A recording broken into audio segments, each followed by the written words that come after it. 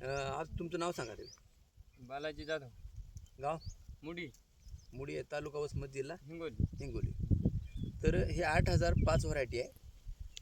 बेन घरचा आहे का बाहेरला आहे? घरचंच आहे. घरचा आहे. किती महिने झालेला? याला झाले 1 वर्ष. 12 महिने झाले. हां. हां. आता इथं विषय काय माहिती आहे का, लागवड कशी करायची. या ठिकाणी यांचं आता सोयाबीन होतं आणि सोयाबीनवर ह्यांनी 4 फुटाची लाईन टाकली आहे. आणि ह्यांनी सगळ्यात महत्त्वाचं, हे जे काही ऊस लागवड करायचे ना, हे बरोबर टाकले, सरी बरोबर टाकले, कारण ह्यांनी खोल नाही टाकली. आता ऊस लागवड सगळ्यात महत्त्वाचं काय आहे, ऊस लागवड कशी करायची. ऊसाचा डोळा आहे ना, या ठिकाणी बघा, थोडा अलीकडे घ्याव्या. आता इथं डोळा आहे, त्याच्यानंतर ह्याच्या अपोजिटला इथं डोळा आहे.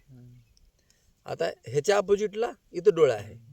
जर इथं बघा, जर हे आपण डोळा वर केला, इथं बघा, हे जर डोळा वर केला, आता काय झालं, हे 1 2 आणि हे 3 डोळे वर आले, पण 2 डोळे कुठे गेले? खाली गेले. ॲक्च्युली हे पद्धत चुकीची आहे. डोळा कसा पाहिजे, हे आपला असं टाकायचा,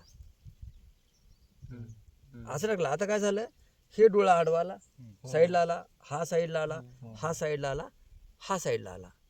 त्यामुळे काय होते, तुमचं सोयाबीनचं बी कसंही पडू द्या, हरभरा कसाही पडू द्या, पण ऊसाचा जो डोळा आहे ना, ह्याला शूट वाजते. आता इथं बघा, हे सेट रूट आहे आणि हे सेट रूट ज्यावेळेस उगवण झाले ना, त्यावेळेस ह्याच्यानंतर शूट रूट तयार होते. हे फक्त सेट होण्यासाठीच हे सेट रूट आहे, लक्षात घ्या. आता दुसरी गोष्ट, हा जो ऊस आहे ना, हा लावायचा का? हा लावायचा नाही आपल्याला, लक्षात घ्या. फक्त हा ऊस लावण्याच्याच लायकीचा कोणता आहे, हा ऊस आहे. म्हणजे शेंड्याकडला भाग 1 फूट सोडायचा, बुडाकडला 1 भाग सोडून द्यायचा आणि हा ऊस लावायचा. लावण्याची पद्धत साईडला लावायचा.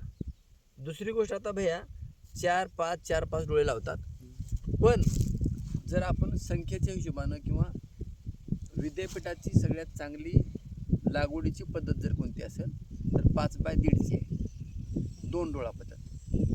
तर त्यामुळं 11,600 डोळे 1 एकरमध्ये बसतात. 11,600 डोळ्याला, एका डोळ्याला जर 6 फुटवे घेतले, 66,000-70,000 फुटवा तयार होतो. आणि 66,000-70,000 फुटवा जर तयार झाला, त्याच्यापैकी 40,000 फुटव्याचं रूपांतर ऊसात होत असते. ऊस म्हणजे हा, फुटवा म्हणजे ब्रँचेस, त्याला फूट म्हणतो आपण. मग 40,000 ऊस पाहिजे आपल्याला. मग आपला एक ऊस 2 किलोचा केला तर ऊस किती होतात? 80,000 किलो होतो. 80,000 किलो म्हणजे किती? 80 टन. हे गणित आहे.